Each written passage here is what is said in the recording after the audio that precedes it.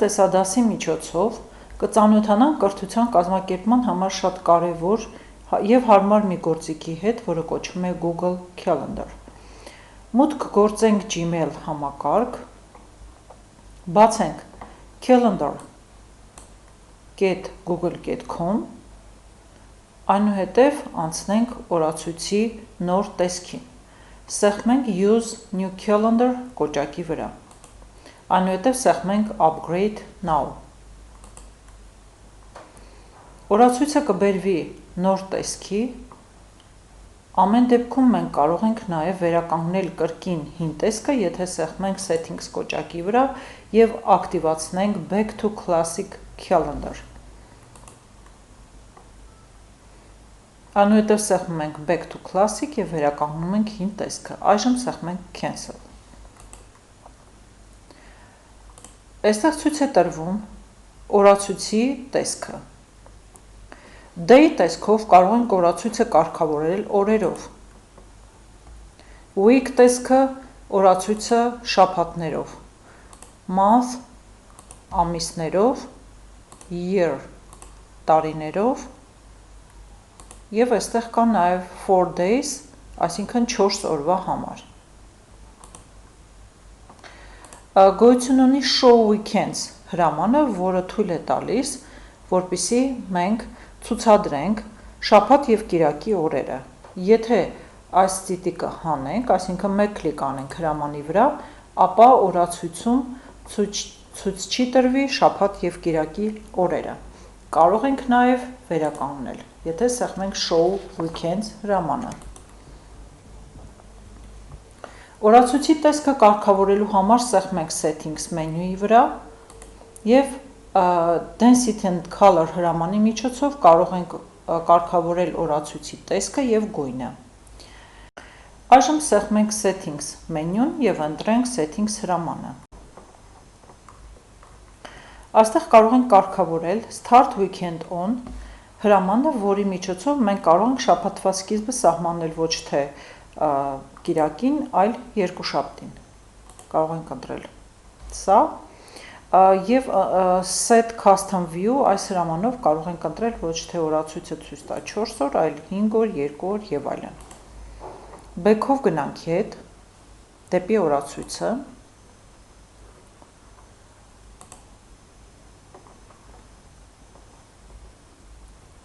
իրադարձություն ստեղծելու համար հարկավոր է սեղմել օրվա վրա, մեկ կլիկ անենք օրվա վրա և ընտրենք More Options հրամանը։ Բացված պատուհանում կարող ենք ավելացնել օրացույցի վերնագիրը, Add Title բաժնում գրենք թեստի հանձնում։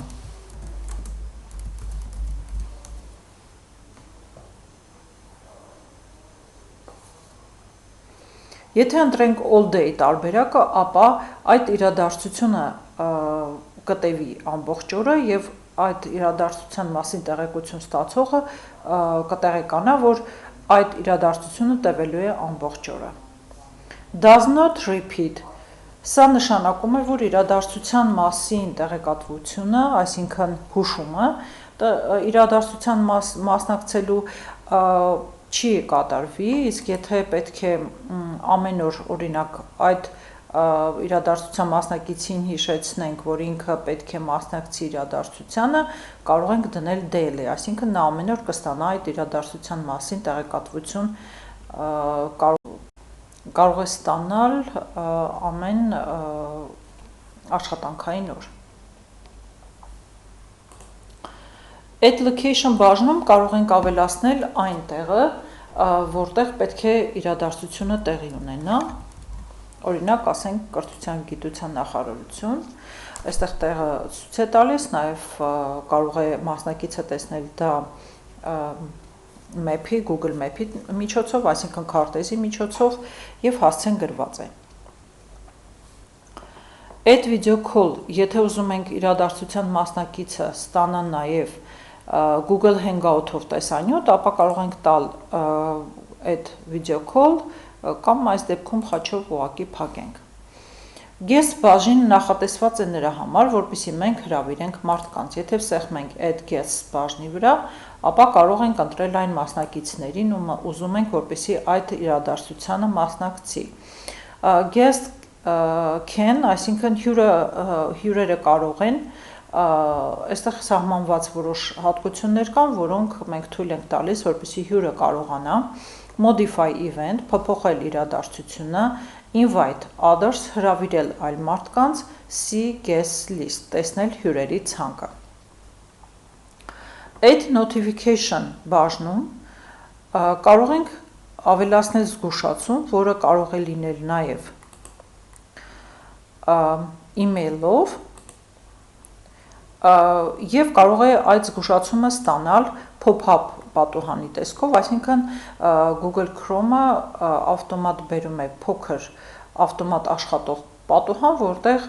այդ մասնակիցը ստանում է տեղեկատվություն, որ ինքը պետք է 30 րոպե հետո կամ 10 րոպե հետո, մենք ինքներս ենք սահմանում ինչքան ժամանակ հետո կամ ժամ հետո կարող է մասնակցել այդ իրադարձությանը։ Այս պատուհանում կարող ենք սահմանել րոպեները։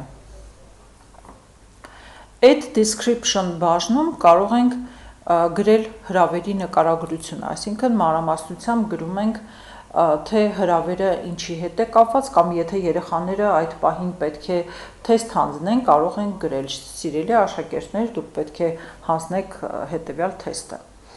Մենք կարող ենք նաև կցել ֆայլ, եթե սեղմենք add attachment կոճակի վրա, այնուհետև ընտրենք այն ֆայլը, որից ուզում ենք մենք, որպեսզի երեխաները թեստ հանձնեն, կարող ենք ընտրել Google Drive-ից, կարող ենք upload անել մեր համակարգչից, եթե սեղմենք select files from your computer, ամեն քայլը պետք է ուղղակի հաստատել upload հրամանով, եթե դրա կարիքը կա։ Այս դեպքում մենք դա չենք սահմանի, բայց այստեղ հետաքրքիր մի այսպես լրացում կարող եմ անել, որ մենք կարող ենք նաև link դնել, այսինքն նախապես եթե մենք Google Forms-ի միջոցով ստեղծել ենք կամ Google Quiz-ի միջոցով ստեղծել ենք որևէ թեստ, ապա կարող ենք գնալ Google Drive, այսինքն բացում ենք drive.google.com, այնուհետև բացում ենք այն թեստը, որը պետք է ուղարկել երեխաներին, որպեսզի նրանք լուծեն այդ թեստը, այնուհետև սեղմում ենք send կոճակը, կլիկ ենք անում այս հրամանի վրա, link հրամանի վրա, սեղմում ենք shorten URL, այսինքն կարճացնում ենք մենք այն հասցեն, որը պետք է ուղարկենք երեխաներին, այդ հասցեն անում ենք copy, բացում ենք մեր calendar-ը և add description բաժնում տեղադրում ենք այդ լինքը, այսինքն աշակերտները կստանան այս լինքը և կկատարեն այս թեստը, որը որ մենք նախորդ դասերին պատրաստել ենք։ Այնուհետև թեստի հետ կապված, եթե ամեն ինչ կարգավորել ենք, կարող ենք սեղմել save կոճակը և սեղմենք send։ Այս դեպքում սեղմենք cancel,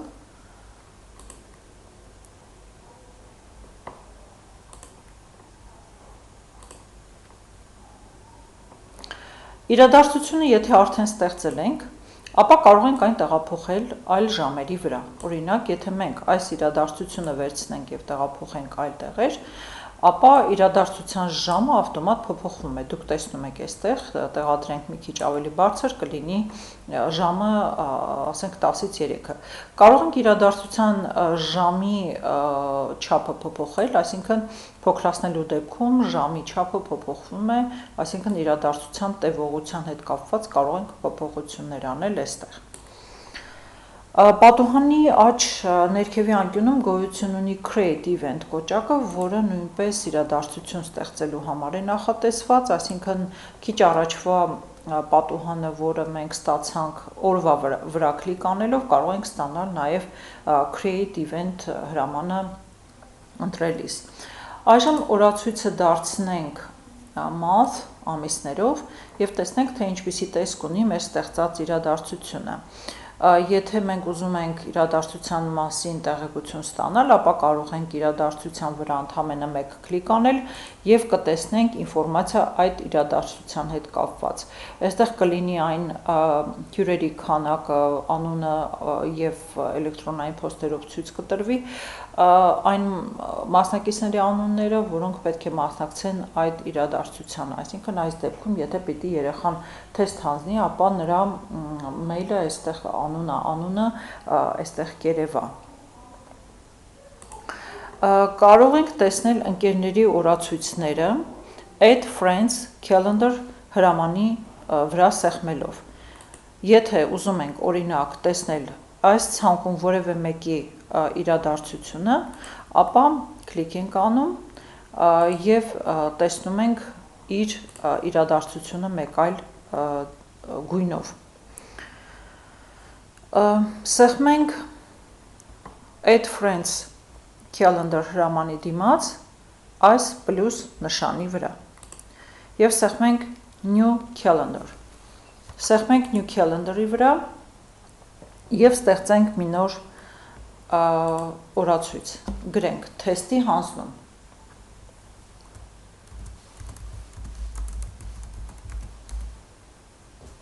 Description-ը կարող ենք նկարագրել ինչ-որ մի բանով, time zone-ը եւ owner-ը, այսինքն տերը այս իրադարձության ով է, եւ սեղմենք create calendar։ Calendar created in progress, այսինքն այժմ ստեղծվում է եւ successfully created, այսինքն ստեղծվեց։ Այժմ back-ով գնանք դեպի մեր օրացույցի տեսքը եւ տեսնենք, որ այստեղ մենք ունենք արդեն թեստի հանձնում այդ իրադարձությունը եւ դա երևում է մեր calendar-ում։ Սեղմենք այստեղ այս կոճակի վրա, որը հատկություններն է ցուցադրելու եւ ընտրենք settings and sharing։ Բացված պատուհանում, եթե ակտիվացնենք make available to public հրամանը, այսինքն այստեղ ցիտիկ դնենք, ապա կարող ենք օրացույցը հասանելի դարձնել բոլորին։ Այսինքն ով մասնակցի այդ իրադարձությանը, ինքը կամ օրացույցի մեջ կարող է տեսնել, թե մեր օրացույցում ինչ օրեր են նշված, ինչպիսի զբաղվածություն կա եւ այլն։ Եվ դա կօգնի նրան, որպեսզի իրար հետ որևէ իրադարձություն կազմակերպելու դեպքում ձեր զբաղված օրը իրենք չօգտագործեն նոր իրադարձություն ստեղծելու համար։ Այստեղ կա նաև get shareable link, այսինքն սրանով մենք կարող ենք լինքով կիսվել այլ օգտագործողների հետ, այսինքն մեր օրացույցը ուղարկենք լինքով այլ օգտագործողների, որպեսզի իրենք տեսնեն մեր իրադարձությունների օրերի ցուցակը։ Այստեղ մենք կարող ենք copy անել copy link եւ դա ուղարկել մեր ընկերներին։